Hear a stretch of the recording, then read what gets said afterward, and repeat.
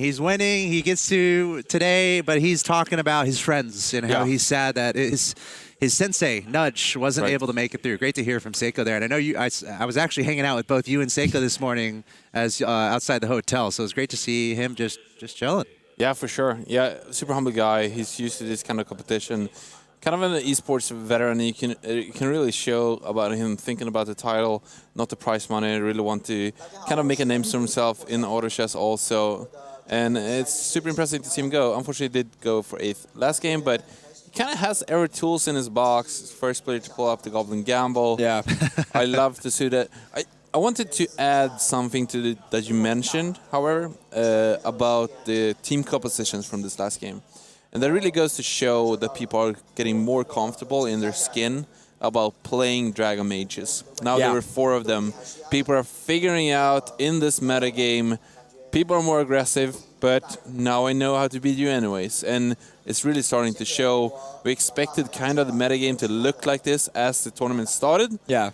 Which wasn't really the case at all. And this is kind of where it ends up. Yeah, it was a little bit of a learning process, I think, for a lot of the players. They got punished. The ones who wanted to go Dragon Mages, I think, during the first day got punished a little more because you're not at a super strong level until the late game. And that's why we saw it be not so great in the very beginning. But they figured out how to manage their health, manage their economy without being on a super hyper-aggressive momentum build in the mid-game.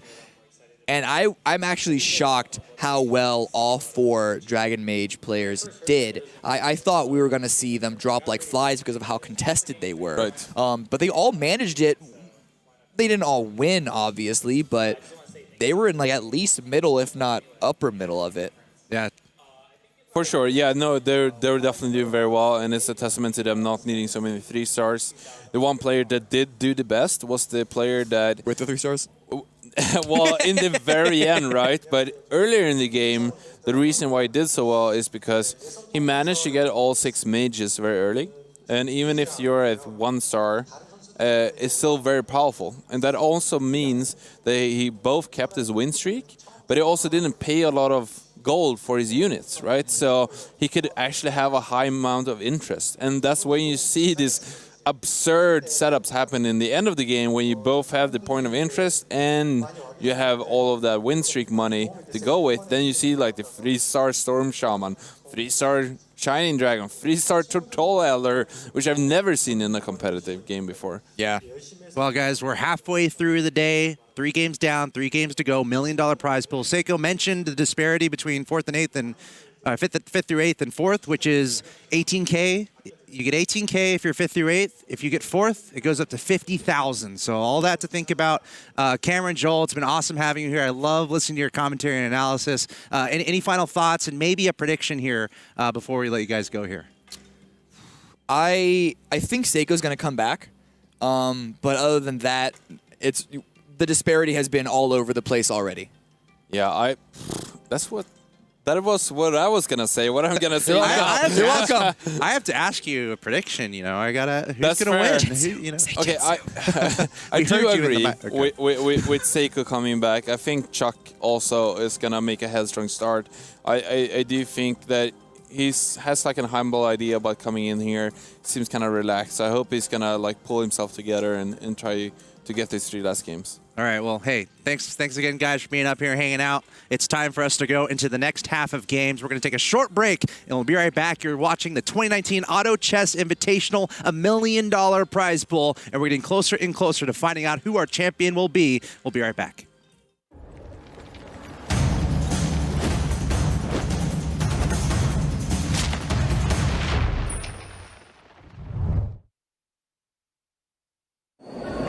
Hey.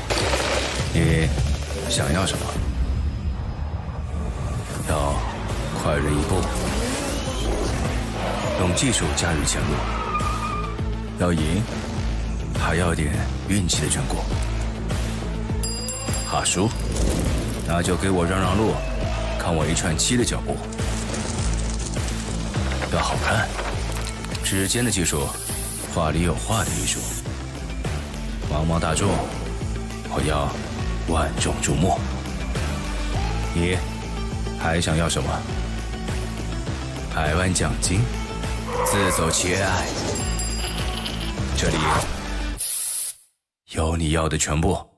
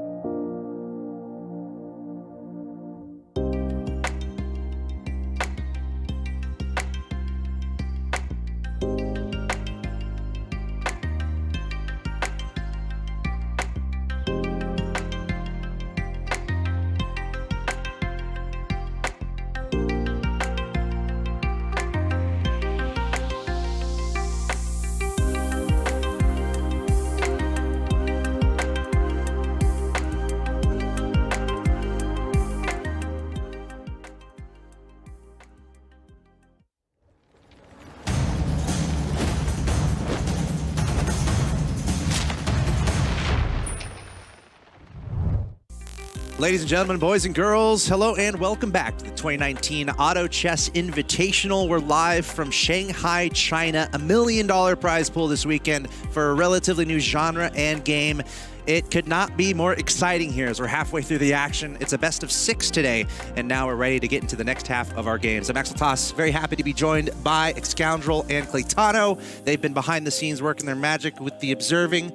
I only noticed like a couple mistakes, but you guys did an amazing job. How you guys doing? Welcome to the broadcast. The problem with observing is sometimes on the client, you just move your mouse slightly and it just sends the camera flying off to the side, and I'm always like, I think that's a cool pan, you know, going to the other pan into the board. sea. Pan into the Pan sea. into the middle of the sea.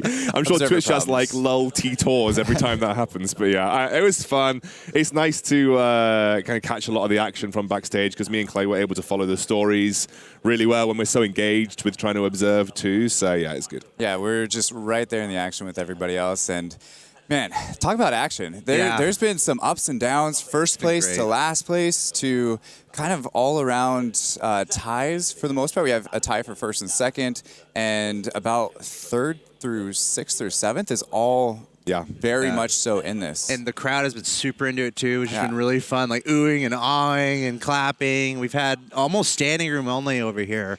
Everything is online. It's $1 million prize pool, and I wanted to mention a couple things here because we're making history on a couple of different fronts as far as total esports prize money accumulated. If you win today, you're number 240. Wow. All esports earners in all of history. No pressure. You're number 240 if you're able to win today, win $450,000. Another thing I wanted to mention as far as single non-team game, single-player game prize pools, we're in the top 8. $1 million in the top 8. In fact, fourth through 8th is all $1 million prize pools, right? Wow. So I want to do something here. I have an American dollar because I want to get this tournament into number 4, so we can be on our own number 4, 1,000,001. I have to decide which player to give this to, but I'm gonna put that there right now. Nicely done. Just so we can get throw it past into the pot. Yeah, just so we can get past those other tournaments that are $1 million. There we go. We've made history here. We're now $1,000,001. So that being said, let's go ahead and get ready for Game 3.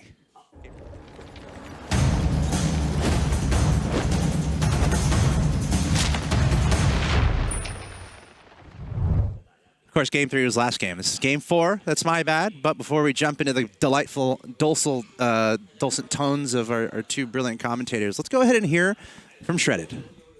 So I think I'm going to take the finals right from the beginning with an aggressive play style, trying to get ahead in the early game and trying to win streak and maintain my HP for as long as I can, because that seems to have been working for me and I feel like it's very consistent. I think, on the other hand, lose streaking is a very risky, high reward strategy, but it isn't as consistent for me in my opinion, so I'm going to stay away from that.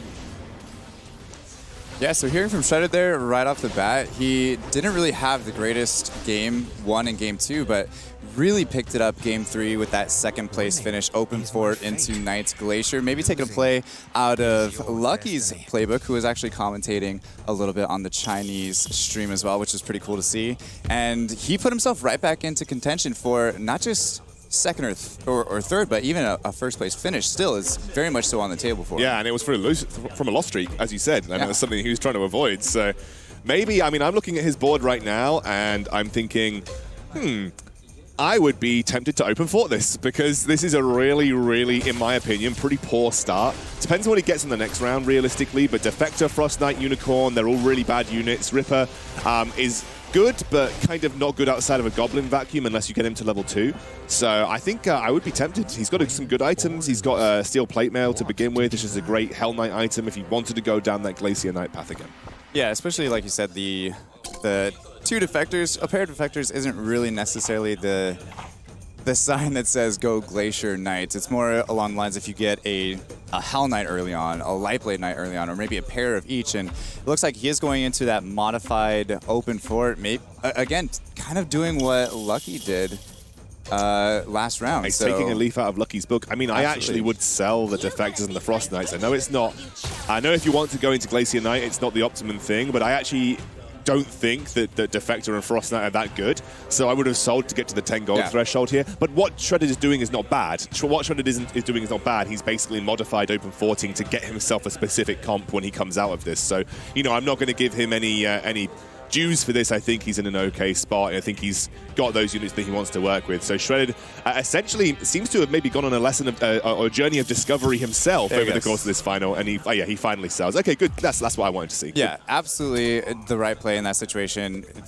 Putting too much value onto Defector and Frost Knight, again, is not something that you want to do. Plus, if he opens up a little bit more, there are other loose streak compositions that will fare extremely well. So again, not maybe the most comfortable position for Shredded, but it's going to be fun to see what he pulls out of it. Taking a look at Jinsu here with the Warrior frontline, even kind of a light start for Jinsu, who is currently tied for first right now. Tied for first. He's got a first and a second place, I believe, and I don't think he had the best of performances in the first game, but a first and a second, I believe, is what Jinsu came away with.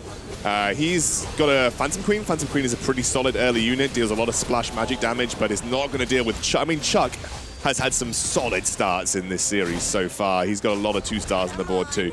Yeah, Chuck definitely needs this. He, again, kind of struggled game 1 and 2, had a really nice finish game 3, and kind of a decent start here going with those Warriors as well. Pair of Red Axe Chiefs, and actually picks up an early Poisonous Worm. I'm not sure if he's got a mana item to toss on it or not, and it would actually be nice to see all of the items across the board just to kind of get a feel for things. So Chuck, honestly, actually on the lowest low roll of things, but not really too much going on other than Jinsu with that, I guess, 5 items that he's picked up already. So he's got the upper hand so far as items go. Yeah, he's also got the only Magicka Crystal in the game, by the way, which is actually limiting comps a little bit, because Magicka Crystal is one of those things that you really need to make mages work effectively. You do need it for Beast Warrior for the Poisonous Worm a lot of the times, but it looks like Chunk has turned things around a little bit. He's picked up that Poisonous Worm, which is going to allow him to have a solid early start.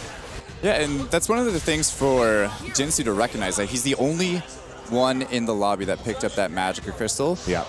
Possibly knowing that there's going to be some mages open this game for him, because it's not going to... those other players not getting those Magicka Crystals isn't going to tempt them to go mages really early on. A couple of people looking at Glacier Knight right now. Archdevil looks like he's in there. Seiko looks like he's in there with a... Oh, Seiko's got a 2-star Lightblade and a 2-star Hell Knight. And this is a little bit of vindication from the previous game, where he was also competing with Shredded for Glacier Knights and was struggling to get these units online even by round 15. So round 7... maybe looking to reverse punish Shredded, who is open forting. I'd actually be tempted to look at Shredded's bench to see what he has picked up so far.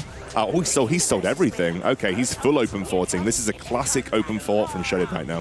Yeah, it's a classic open fort, but it is a little bit scary into a lobby of players that are going to know how to play from ahead or from 100% win streaks, which we actually see Archdevil drop down now from that 100% win streak to 94%.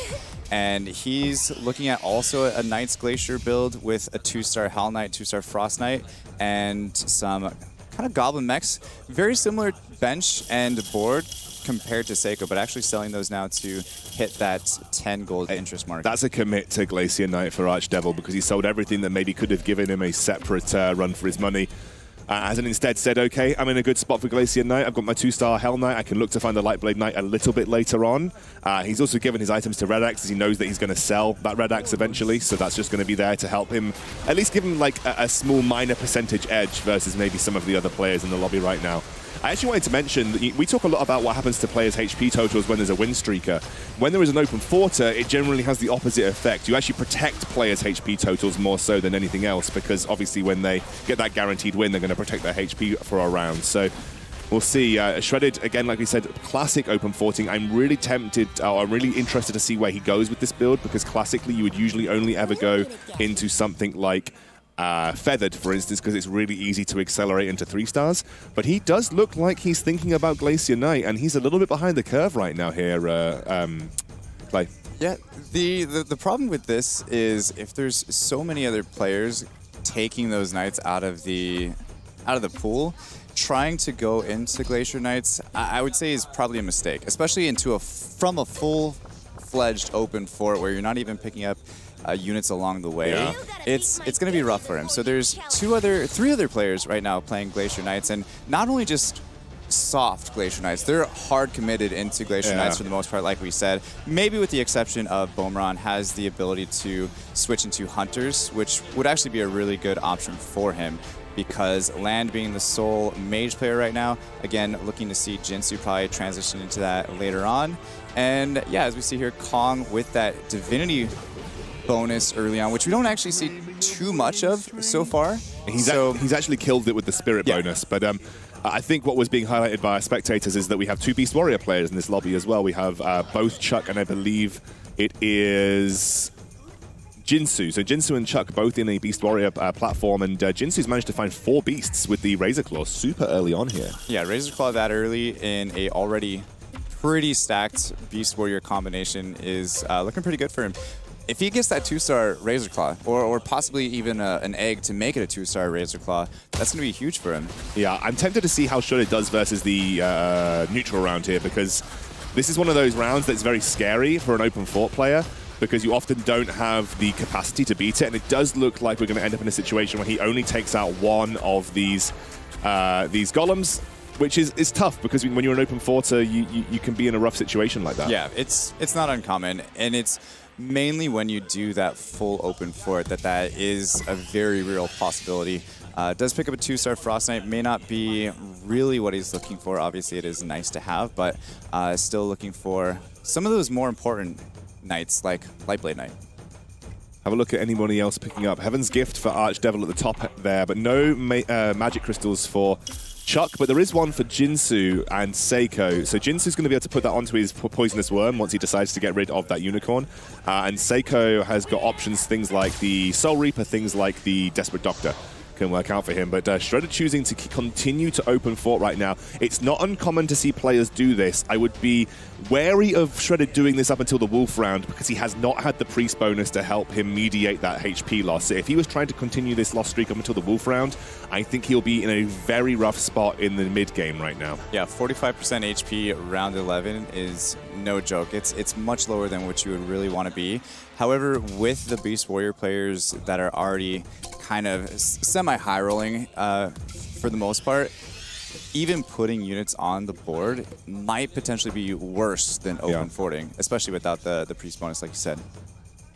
Yeah, so, Beast Warrior, the thing is that Clay's getting at there is that if you put units on the board and you go up against a Poisonous Worm and a Werewolf spammer, if they kill you and spawn their units, you might take more damage than you would have done just open forting. So it's going to be rough. Shredded keeping hold of each individual armor items there. I'm wondering why. I'm wondering if he wants to hold on to it to potentially combine for the Bladed Plate Mail, but otherwise he could just combine that for the Steel Plate Mail. Yeah, it doesn't really actually give you any added bonus, so just to have the options open where you never know. It's just every little thing could potentially make a difference, so I do see why he's just keeping them separate for now.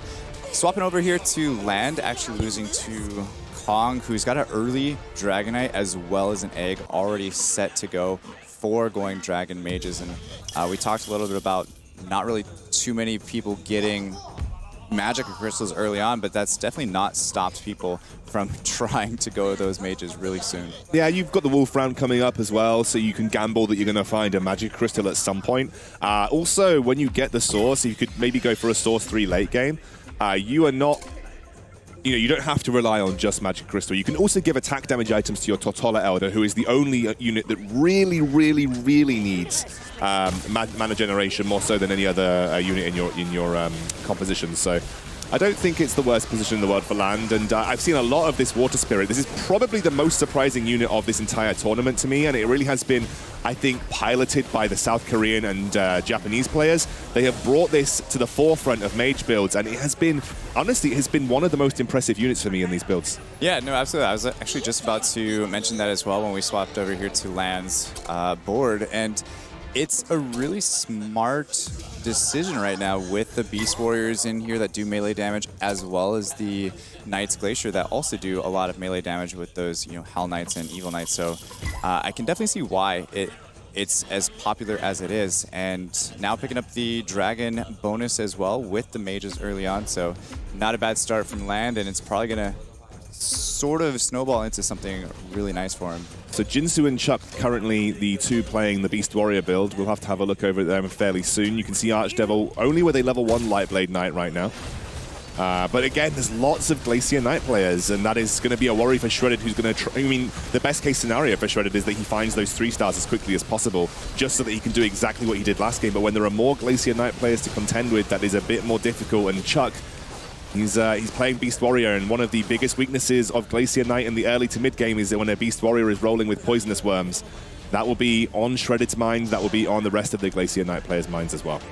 And now taking a look at Chuck's board specifically, he does have the 2-star God of War taking a lot of damage there, as well as the tanky front line of all of those warriors to just allow even a 1-star Poisonous Worm to start just mass spawning those worms. It can actually turn into a lot of early damage. Now, going to round 15, Shredded actually did lose his lose streak, which we've seen happen many times in this tournament so far, which again isn't necessarily the worst thing in the world, but he is very, very close to a 3-star Hell Knight already. Finally gets a couple Lightblade Knights, and he's on his way to another really nice Night Glacier build. Yeah, he's in a great spot. I didn't think he would be able to sort of do that with a lot of people already finding those Hell Knights, but he has been lucky when it comes to finding the Knights across both these games. So he's in a good spot. Yeah. He even just has another Hell Knight to go here. He rolled on the neutral round and found another one. So one more Hell Knight, and he will find himself at a level 3 Hell Knight super early on, which will again allow him to potentially pilot his way into a really good spot in this game. Yeah, absolutely want to roll here to get that 3-star Hell Knight before leveling up, because you're so close. And being level 5, you still have the maximum percentage of getting those 2-cost units. He does find a couple Desperate Doctors as well as a Defector in the shop here to just continue to add more Knights Glaciers to his army. And yeah, he's got a 3-star Hell Knight round 16, making it look easy there for the most part, getting very, very nice rolls given to him. And he's got to be feeling pretty good at this point. I mean, he's probably the strongest player in the lobby with that, as well as having a very nice economy compared to even players at the top. Yeah, he's in a great spot. He does need to try and find some more Lightblade Knights, but he's in a position where that's still very possible for him. It's the Hell Knight that will be carrying him through this mid-game, though, and he can start to look to win streak over lose streaking as well. I think he's going to be very happy with the situation that he's found himself in post-Wolf round right now. Yeah, you see him nodding his head there. He knows he's in a great position and can really essentially start looking to level up. And as you see here, goes to level 6, so that way he can start adding in those extra bonuses with 4 Knights, 4 Glaciers, and of course going to level 8 eventually to add in the Soul Reaper. But he's looking good. So swapping over to Boomerang, because Shredded is pretty much set for quite a few rounds. Boomerang, on the other hand, not so lucky, just with the 2-star, pretty much all the 2-star Knights that he would rather have 3-star, of course, with the Lightblade Knight being 2-star as well. Does have a Tortola Elder on the bench, but I was going to say I'd probably see him end up selling that and just committing Glacier Knights. However, I'm a little bit nervous for Boomerang, because he's also in a very low HP situation and not as comfortably set up as Shredded is. Yeah, Shredded is, he's just been incredibly lucky finding those Hell Knights early on, and that's great, because that's, again, like I said, once you get that 3-star Hell Knight, you can focus on your Lightblade Knight. And even if Shredded just finds a 2-star Lightblade Knight, he's going to be in a great spot. There are 4 other Glacier Knight players in this lobby. I believe Seiko is one of them. I believe Archdevil is the other, and you can see that we're on Boomerang right now too. He's gone for a 2-star Dragon Knight here. He's going to put that in over the Evil Knight for the time being. It's interesting that he's decided to level that up to 2-star. Maybe he's looking to go for a slightly altered strategy where he would go to level 9 and play the 6 Knight version of this build. You just get rid of the Soul Reaper, so you lose your Warlock and a Gersys bonus, but you mitigate HP by generating shields more, or the likelihood of generating shields becomes more likely. Yeah, I would say that's probably a decent decision from Boomerang here to try to change into a different style or a modified version of a Knight build with seeing how Shredded is already rolling.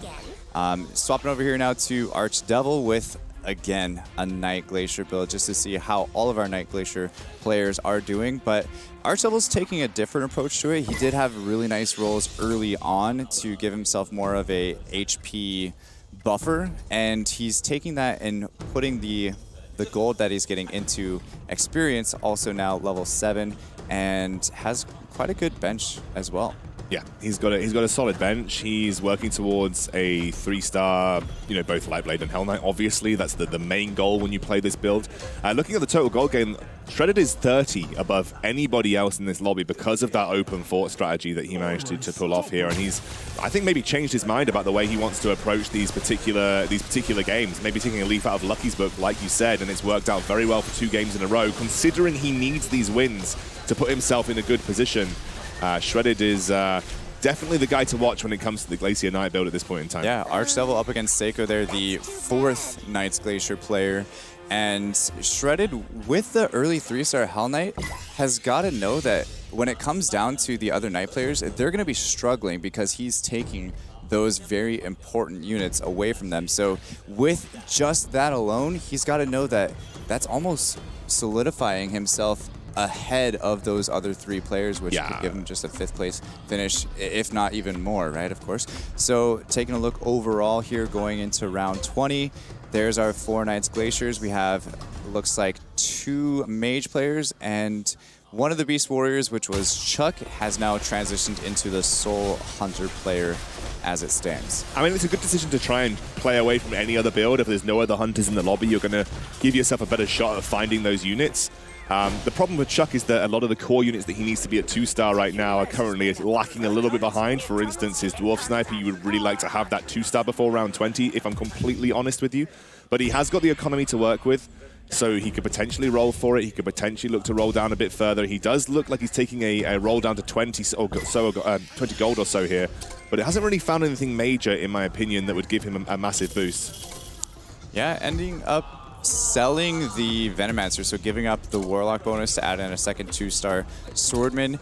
Probably not the worst decision, of course, at this point, because he does have that added value. Now switching that out into a Siren, which I would say the Swordman is probably better value than the Siren right now. However, he's probably trying to get that added Marine bonus because, again, he is actually going up against a Mage player right now. Well, he's got 2 2-star God of Wars. The one tank that you can actually look to play 6 Hunters with is God of War 3.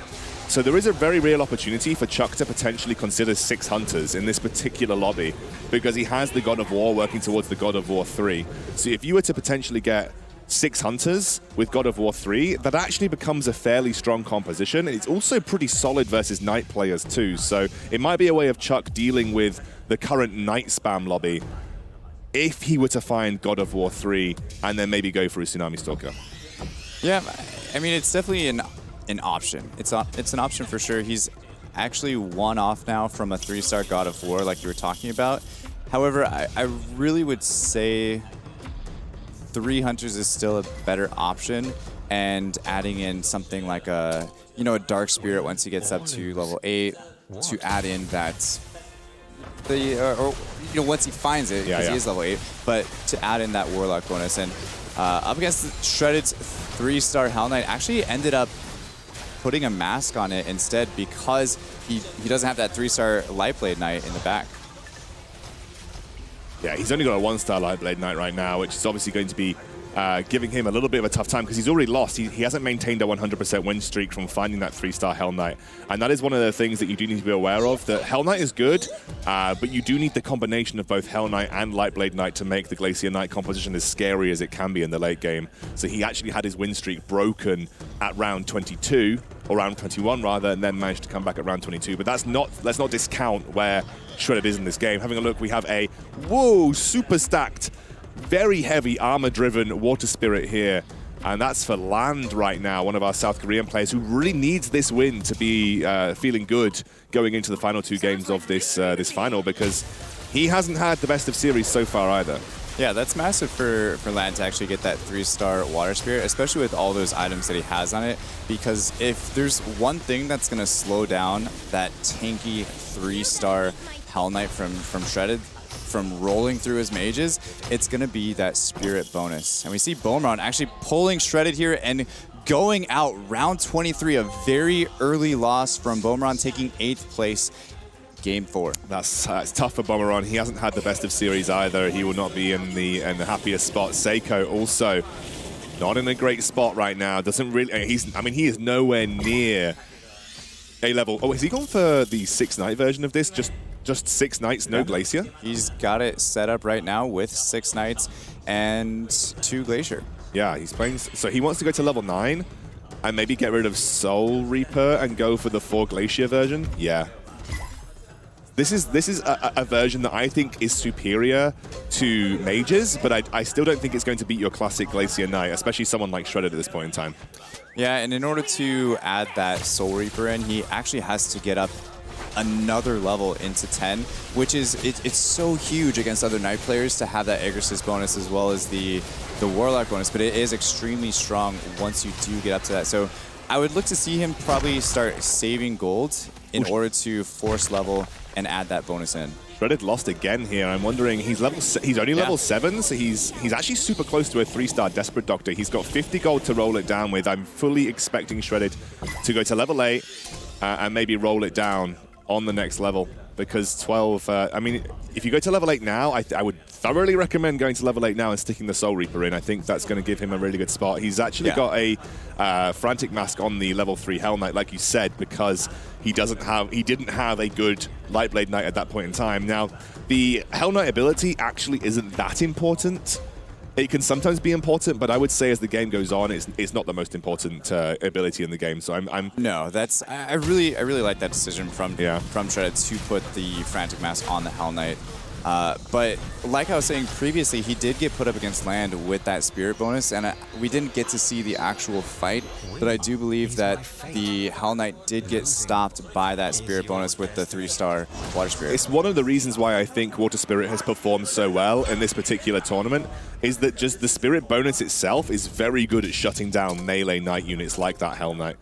We're just seeing him roll down pretty extensively. He went straight past the God of Thunder there, unfortunately. Finds himself another Lightblade Knight. He's looking for the Desperate Doctor, which he gets to 3-star. I would now, add that Soul Reaper in, and I think Shredded's in a good spot. He is in a good spot. It's a little weird there with the Hell Knight in the backline, so it's going to take a while for that to get going. He's going up against Jinsu here. Jinsu is running a Beast Warrior comp with a pretty beefy Beast Warrior frontline right now. This is one of the compositions that really, I would say Glacier Knight can struggle with. This is really scary, yeah. I think he's going to be okay, though. I think he'll be okay because of the 3-star Hell Knight right here.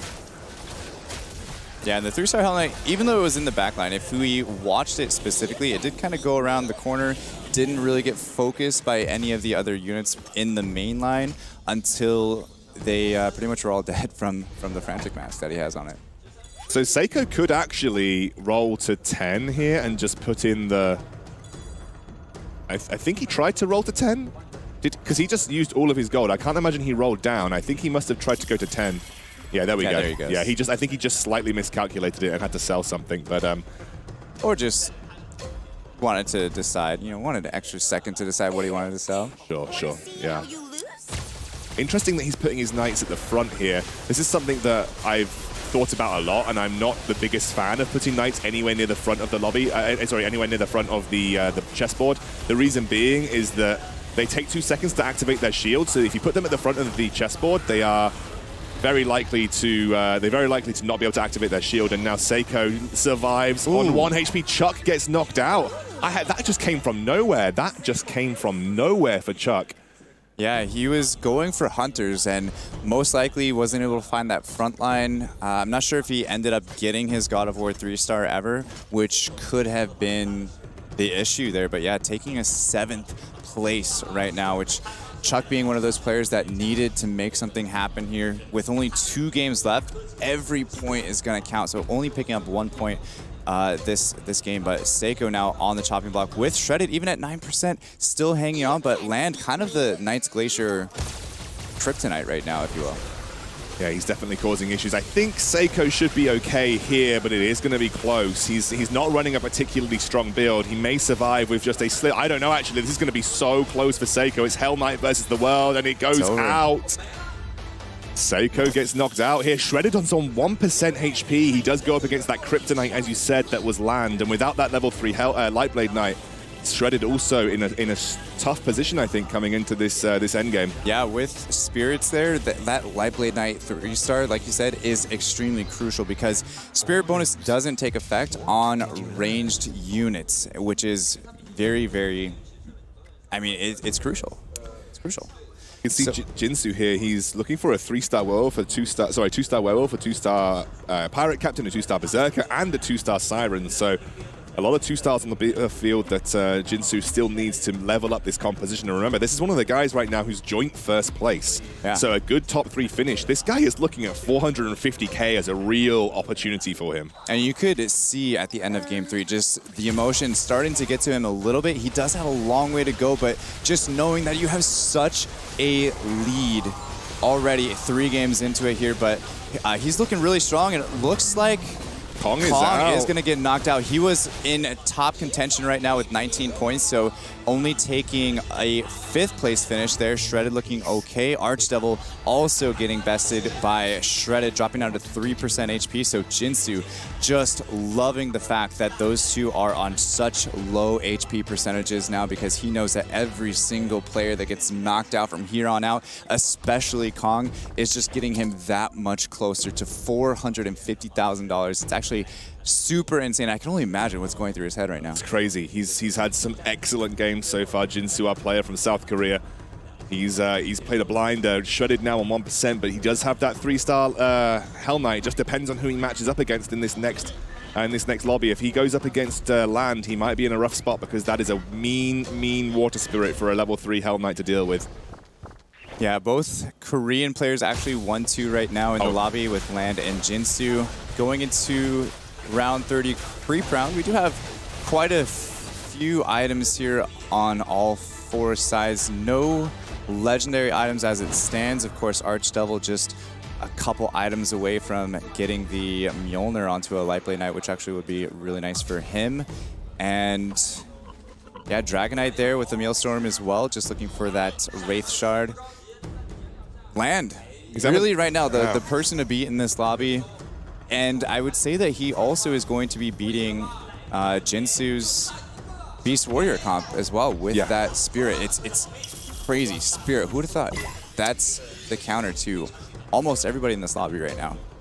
A lot of 2-stars being picked up here right now for Archdevil, really only just waiting on that Siren. He's put himself into a great spot. He should be able to take out Archdevil with relative ease. I'm looking at Archdevil and Shredded right now to see who they're going to be going up against. Oh, this is going to be rough for Shredded. I think he might have lost that 3-star Hell Knight already. This could be the end for... Sorry, this is Archdevil. This is Archdevil. Archdevil is out here. Shredded did end up winning. Yeah, Archdevil taking 4th, so that means Shredded does slide into 3rd place with 1% HP left to go. And I would say this is about the best that he can wish for right now. If he does happen to get past Jinsu, I feel like he's not going to get past Land if he does get pulled up against him next time. I think he just beat Land. I actually think he just beat Land in that last lobby there. Yeah, he did by 4. So a couple of that could, though, depend on not only Night Shield procs, but of course Spirit procs at the same time. Sure, absolutely. There's a lot of RNG involved. As level 10 comes round for Land right now, we'll see who he faces up against here. It is going to be Shredded. We'll see. Jinsu must be getting up against Land, and I assume Shredded will be taking on Jinsu. Yeah, and Shredded still not really the best build up against the Beast Warriors either. So 3-star Hell Knight here taking out Land. So Shredded doing just fine, but up against Jinsu with all of those spawns on him, he actually is going to be just fine as well. Jinsu wins his match, and that's up against Land. So kind of a little bit of a rock, paper, scissors going on right now, although Land was the only one that ended up losing his round. Yeah, Jinsu and Land, Jinsu and Shredded both taking a win there for themselves. 2 Tortola Elders coming out. And again, I have to ask, what is this obsession with not cornering your Tortola Elders and having Flaming Wizard and Source at the back corner?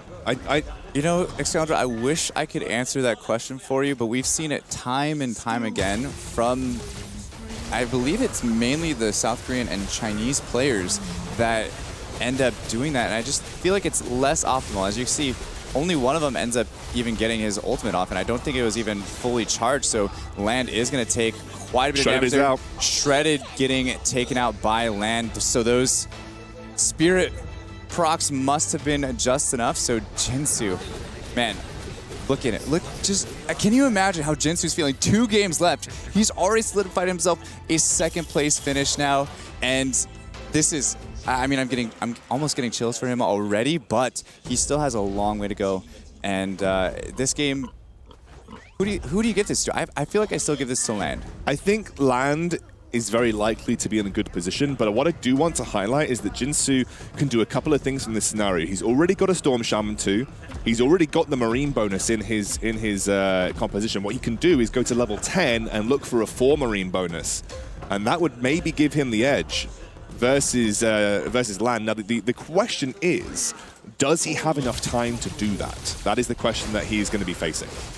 Yeah, he's actually a little low on HP, about 20%, so a couple bad games could knock him out. But as it stands, looks like those Beast Warriors are going to do just fine. And again, with a 3-star source, you don't need to have those Tortola Elders frontline, because I feel like the only reason why you would want them kind of out in the open is to have them gain mana a little bit quicker, but he's got 3-star swords. Just put those in the back. It's going to take so long for those warriors to get to them, and they're going to be able to do massive damage. Yeah. And as you can see, the left positioning there on the Tortola Elder is just It's wild. weird. Okay, it's absolutely wild. Yeah, it's just strange. You know, it is what I think he's trying to separate them out, but you could separate them out of the back corners. There you go. Yeah, that's slightly better.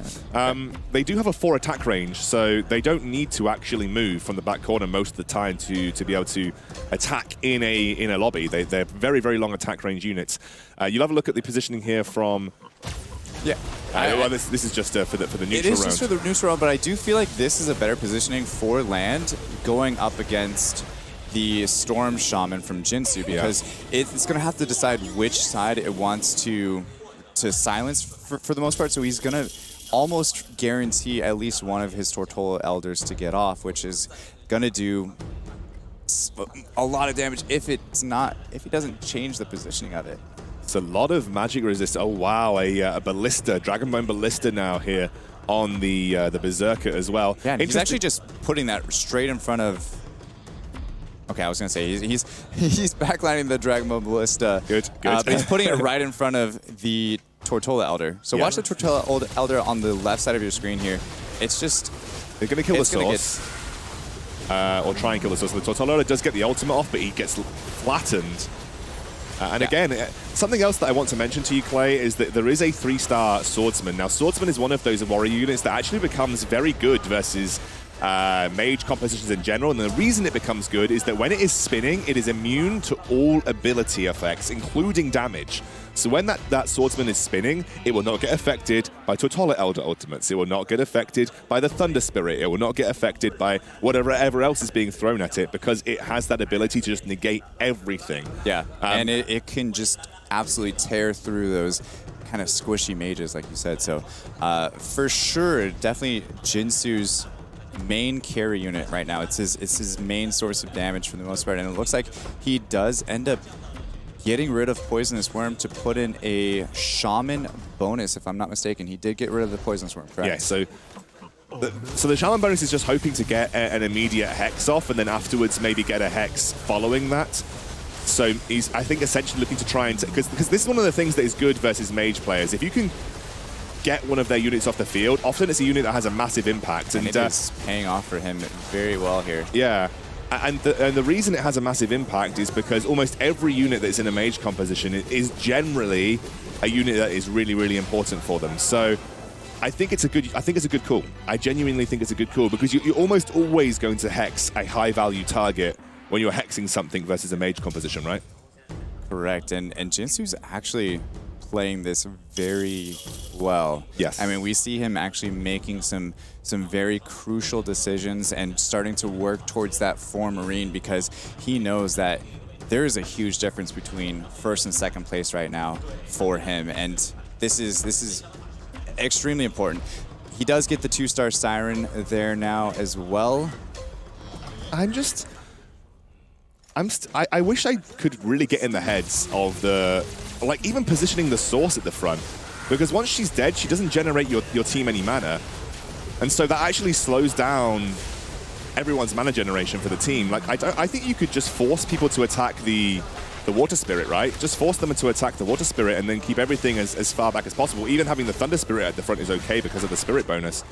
Yeah, I mean, at the end of the day, I'd actually rather people attack the 3-star source than the Tortola Elders, yeah, sure. Right? But I do agree with what you're saying. I think against Warriors, if you do, it's hard to corner, though, against Warriors because of the Swordman, right? So if Swordman comes in there, he has a huge range that he can actually do a lot of damage if he gets into it. So I do think that splitting is still the best option, but right, trying to funnel people into that massive, extremely tanky 3-star Water Spirit, and he barely gets it done there. Land 30% HP. Jinsu 18% HP. Hasn't actually changed that round at all. Could we just like put the Pirate Captain where the source is and put the source a little bit further back? Possibly. I would say that could be an option, but again, he does have human silence, so... Yeah, but they're ranged. They do attack from range. Source does. Yeah, that's what I mean. So it is... It could go either way. It's hard to say without seeing both boards at the same time. So here we go. The positioning being a very important part. He puts that 3-star Water Spirit right in front of the 3-star Swordman there, as you can see on the right portion of the left side of the screen. A very nice Tortola Elder ultimate on the left side. The right side, not so much the same story, but both players looking to combat on top here. I like the way that he's positioned his Tortola Elders in general, though, by the way, because he's basically getting a cross swipe of the entire board by getting a Tortola Elder going from left to right and a Tortola Elder going from right to left. And it's usually decimating, on at least Land's side of the board, the majority of what we're seeing. So I think it's like good to have this cross section of Tortola Elders going from left to right. They're repositioning for the neutral round now, of course. But this is really like close. Land might have a hard time against Glacier Clan, unless he gets some nice Spirit procs, and his level 3 Water Spirit actually should do enough, I think. Yeah. Yeah. It's very tanky. Very tanky. Very, very tanky boy. You can see he's kind of looking at a 3-star Tortola Elder and then being able to add in another 2-star Storm Shaman, as you can see kind of what he's looking at here. Well, actually, his Water Spirit is still going. Yeah, his Water Spirit is so tanky and so distracting that I just don't think they can do enough to take him out. Actually, Beast Warrior getting this far is pretty incredible to see, because you don't see it that often, seeing Beast Warrior get this far into the game, but it is a very strong composition from Jinsu right now. I am wondering whether the thought process for a 4 Marine would be better if he could find the Tsunami Stalker. But right now, he's making that Shaman bonus work okay for him. He's got another Dragon Bone Ballista. Second Dragon Bone Ballista. You can't stack them. You can't stack them. They don't stack. They don't stack. Are you positive? I'm almost positive they don't stack. I was under the impression that only active skills don't stack. I was pretty, because I know that Crystal Sword doesn't stack, right? I didn't think they stacked anyway. I've never been able to test it, but my initial impression has always been that they don't stack if they have a unique passive. But I don't know. I might be wrong on that front, to be honest with you. It's still damage. It still gives that extra damage. Yeah, it's still damage at the end of the day. Which, in this case, who would you put it on instead? Even if it doesn't stack. Yeah, that's right. Maybe I'd put it on Siren. Maybe at the very most. Yeah, I think you're right. Definitely options. Lando now getting to 16% HP. So Jinsu now taking over the #1 spot of this lobby, going into round 42. Refresher Orb, Storm Shaman on his end is absolutely insane for him right now. Of course, going into these mages. It's looking really good for Jinsu right now. He's been coming out on top, and even when he loses, it's not by much. He's picked up his own Storm Shaman now. We know how devastating Storm Shaman can be in a 6-mage composition, so keep your eye on how much damage that is able to do here for Land. It might be a turning point for him. That's a lot of damage.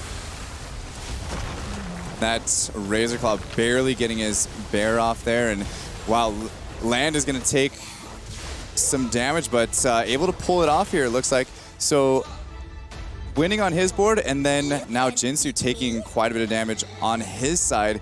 Switching back and forth now, so Land getting the upper hand, Jinsu down to just 7%. So for the most part, if he takes one more loss, it's probably going to be second place. Yes, I think at this point that 2-star Storm Shaman is a massive deal for Jinsu, because when the 6-mage bonus combines with the 2-star Storm Shaman, he's buying up the Totola Elders to make sure that Land cannot find them, and that will try and deny a 3-star Totola Elder, although I actually prefer just having 2-star Totola Elders on the board, although he's only got one now.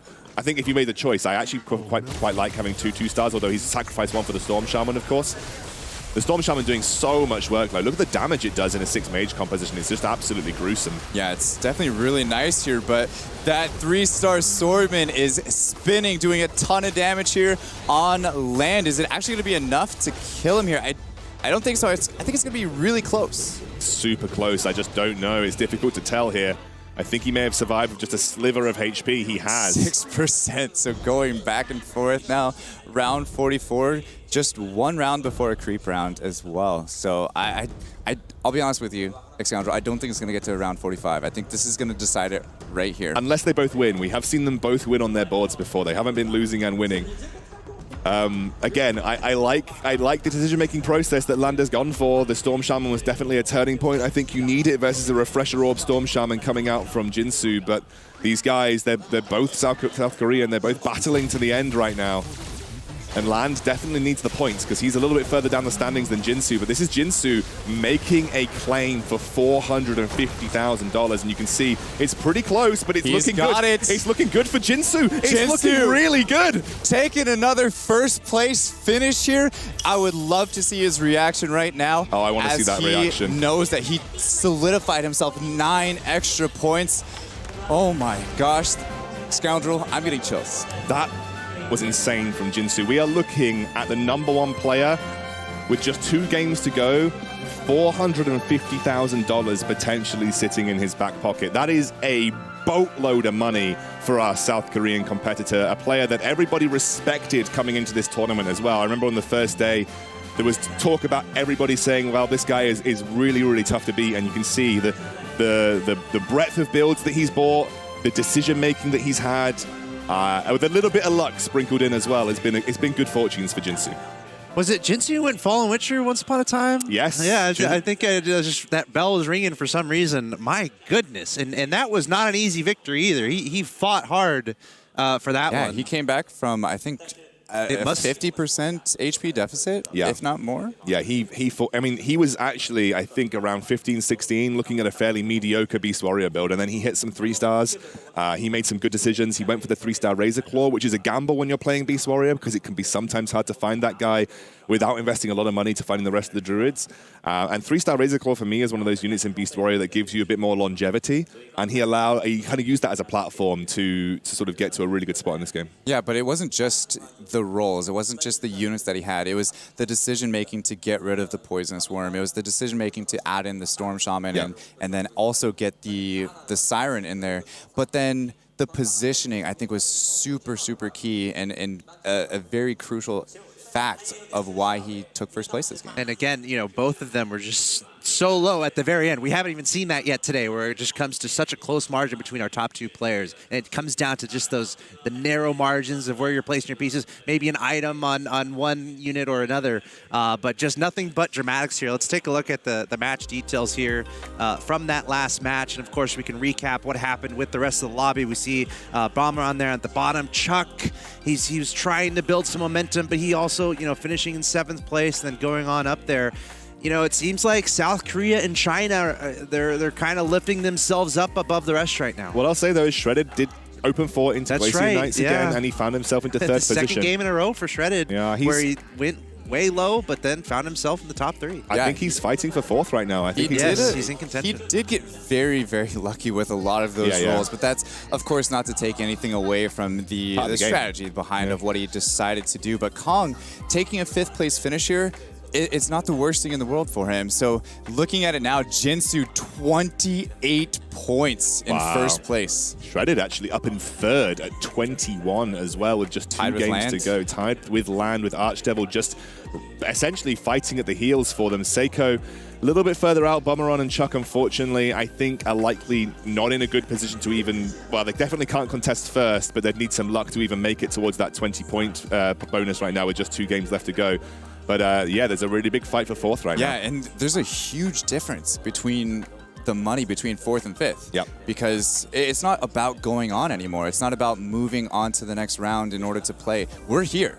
We're at the finals. So 4th place gets $50,000 and 5th place takes $18,000. So it's $32,000 difference. It's I mean, one place, $32,000, and then you're going up to like 3rd and 2nd. 2nd is 200,000. 4th is 50K, 3rd is 100K, 2nd is 200K, 1st is $450,000, and of course 5th through 8th they get 18,000. So it's just huge money disparity all the way through. If you're Jinsu, what's going through your head right now? I mean, you have to be just calming yourself going into these next 2 games. You are quite obviously aware that you're likely in 1st place. You've probably been doing the maths as you've been going along with your points, and you know you've got to be saying, okay, just play my game for 2 games now, because if you get ahead of yourself, you start getting a bit hypey on the rolls, put yourself in a rough position, you could lose that 1st place. You just need to get some top 3s for the next 2 games. Yeah, like top fours even, maybe even secures you it. So, but it's.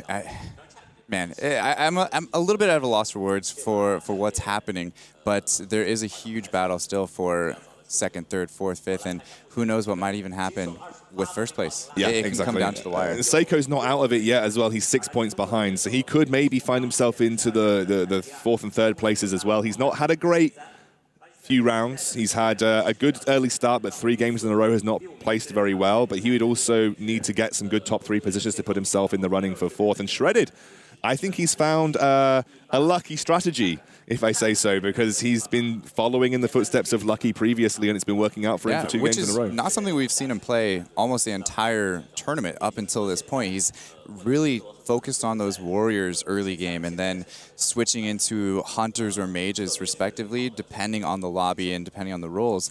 And to see him go into this 2 games in a row now and almost kind of forcing it because of that early game start that he had, it's been maybe eye-opening it for him.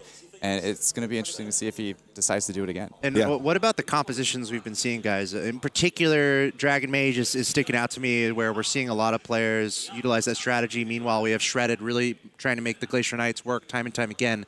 What kind of differences are we expecting? I mean, we only have 2 games left here, so... I don't think we're going to see many differences. My only, I guess, thought about what we've seen through the finals so far is Hunters have massively underperformed.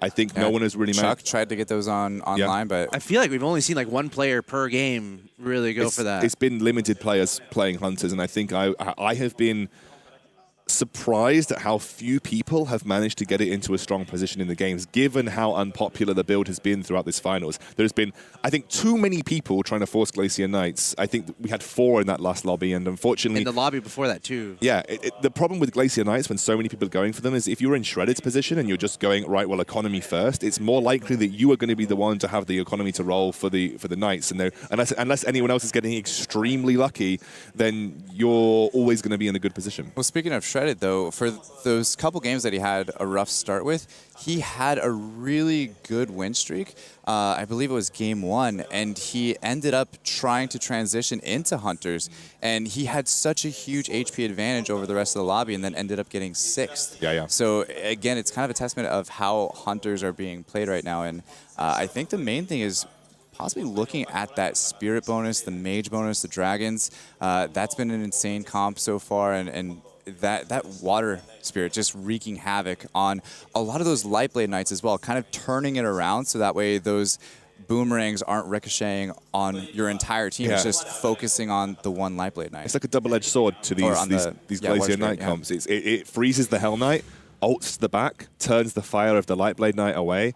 Even the Dragon Mage, if there's another Dragon Mage comp, it's turning around and looking at it. And it's forcing maybe Tortolero or ultimates to go the wrong way. Yeah. This, for me, Water Spirit has been the surprise unit of this entire tournament. We just didn't see any of it in North America and Europe, and I think it's something that Japan and Korea have brought to this tournament, maybe even as a surprise. I don't know. Someone can tell me on Twitter or something if it is something they've been playing quite frequently, but it has been the surprise for us because it's just never something that we considered. Yeah. And now, does it have to be does it only work with Dragon Mage, or do you think that can be flexible with other comps? I think that's about all you need it. to do. Yeah. You could maybe. The problem is that you need to run it with a spirit. Right. The only other spirit that in the game right now that is you're able to easily get is Thunder Spirit, and Thunder Spirit only works in mages. There was a rest his soul, Stone Spirit that you could have maybe seen it thrown in with Warrior comps or with Hunter comps or something. But to be honest with you, it's just mages right now. So you mentioned your expectations about the mentality of Jinsu right now. He's in a ridiculously nice position. Obviously, there's still 2 games to go here, but he does have a decent point lead.